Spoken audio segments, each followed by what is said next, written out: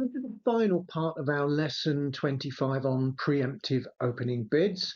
What we're going to look at here is the situation where we're actually the victim of the preempt, and that means that our opponents have made a preemptive opening bid, and perhaps we've got the best cards at the table between ourselves and partner. Their preempt is designed to make life hard for us, so we need to find ways to reach our best contract, even though they may have taken away a lot of bidding space with their aggressive preemptive opening. So let's look at some tactics that can help us. Here's the situation. North has opened 3 diamonds, a preemptive opening showing a good 7-card diamond suit and not very much else at all. They probably got between 5 and 9 high card points. How do we as East cope when our opponents have made that preemptive opening bid? Well, good advice here is that we should try and bid as we would have if our opponents had just simply opened one of a suit, and we use the same kind of tools that are available to us for that. Now, of course, you're going to have to be more flexible here. Their bid is designed to make life hard for you. They've already taken away several layers of bidding, so it's quite hard for you to find the right approach here.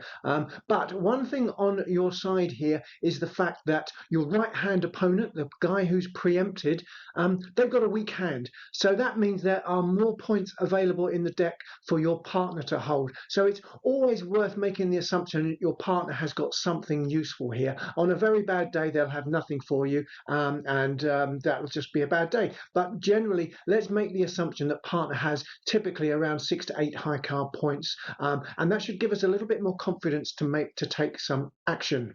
Okay, so what can we do? Well, of course, one of our main tools in our armory in competitive auctions is a suit overcall. Of course, now we may be making it at the 3 level or even at the 4 level, depending on how they preempted. So to make a 3 level suit overcall, we would probably want to have a good 6-card suit or a really strong, if it was a 5-card suit, it would need to be a really strong 5-card suit. And you would certainly want to have an opening strength hand, probably quite a good one, at least 14 high card points to be able to come in here. Otherwise, there's a risk that you're coming in here and you're not going to be able to make your contract. So you want to have some sort of strength to be able to make an overcall here. The other tool that we'll use a lot when we have the right shape is our friend the takeout double. We've used it over 1 level openings. We learned that we can use it over week 2 openings by our opponents, and now we can also use it certainly over any preemptive opening. So here, a takeout double here, we would need to have the right sort of hand. The guideline here is SOS. That stands for support for the unbid suit. So we would have to have support for all 3 of the suits that are unbid here. So that would be clubs, hearts and spades. We would have to have at least an opening strength hand, i.e. that means a hand that would have opened the bidding if it had been our turn to open the bidding as dealer. So that would be at least 12 high card points, probably a little bit more now that we're at the 3 level. And we must be short in the opponent's suit here. So if we must be short in the diamonds here, and if we have all of those 3 things, then our hand is well placed to be described by a takeout double, which of course is asking our partner to bid their best suit. So they should then bid their best suit in response to our double. The other thing that might be available to us is the overcall of no trumps. Now, of course, we're now already at the 3 level, so we have to go straight to 3 no trumps if we're going to overcall in no trumps. There is some sort of disagreement in various books about what strength you need to make this kind of overcall, but maybe about 17 high card points and a stopper in the opponent's suit would be okay, provided you've got a source of tricks, a long suit of your own, probably a minor suit, otherwise you might be overcalling with a major here. But if you had a good club suit here that could be developed for a source of tricks, then you might well be comfortable making that 3 no trump overcall, even only on 17 high card points. Don't forget, you should assume your partner's got something to help you here.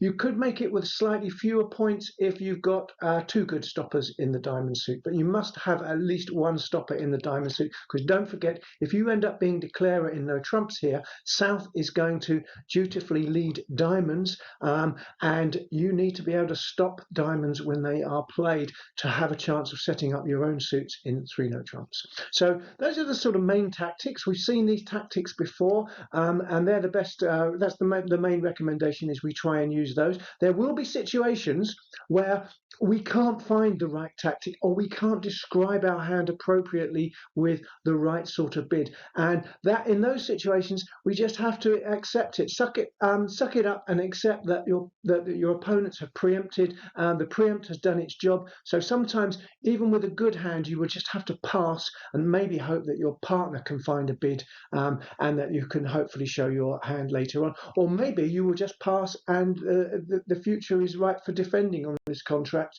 and maybe you'll be able to take the 3-diamond contract down. Let's look at a few examples of applying these tactics.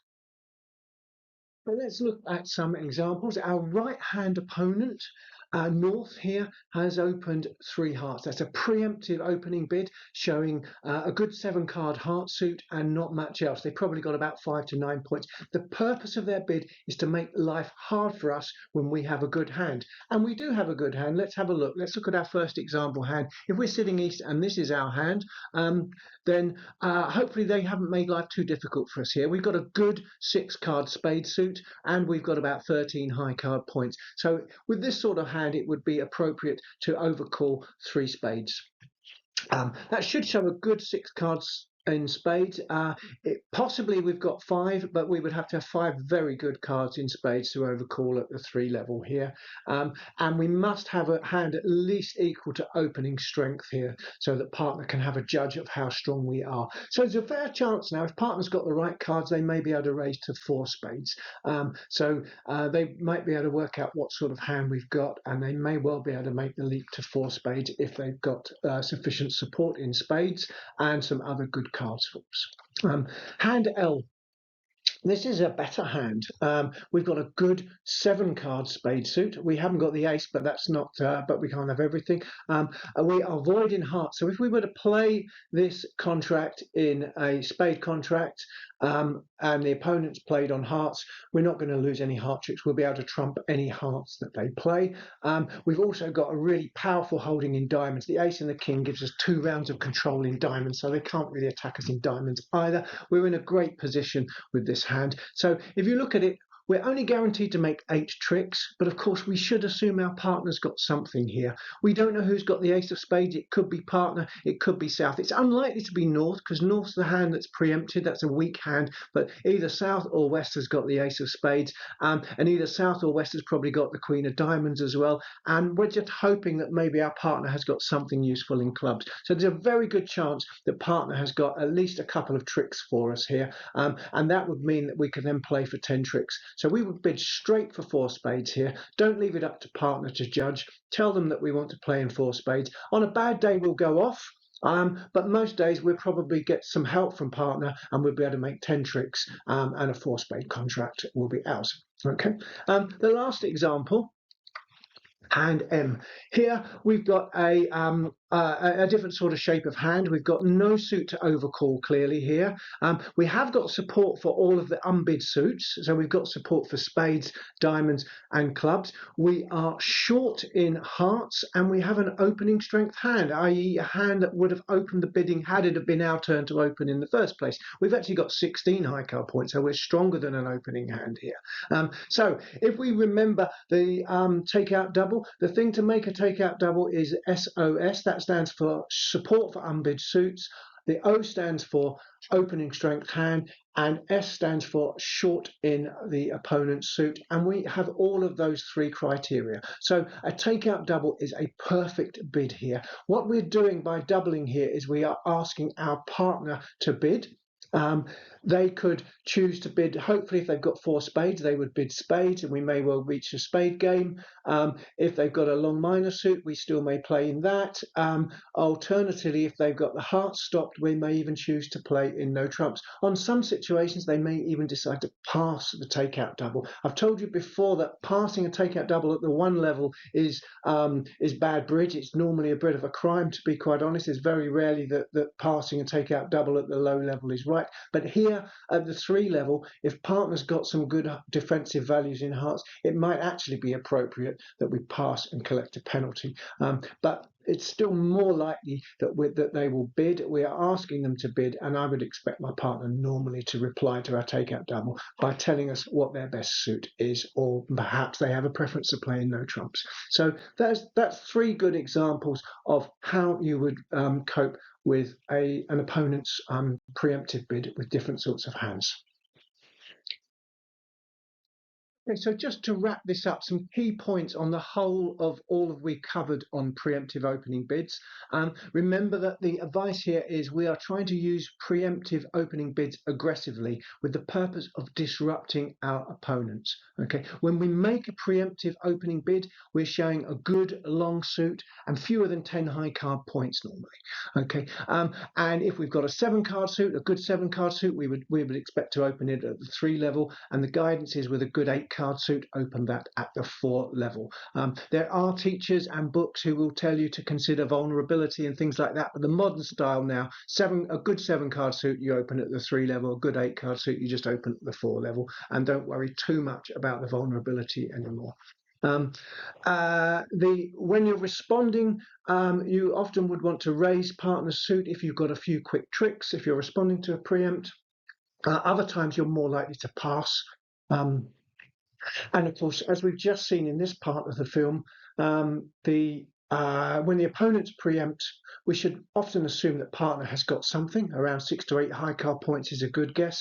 We can use the double for takeout. If we remember the SOS acronym, that helps us define when is a good time to use a takeout double. And we can equally overcall when we've got opening strength and a good suit. Equally, we can also overcall 3 no trump if our hand is suitable.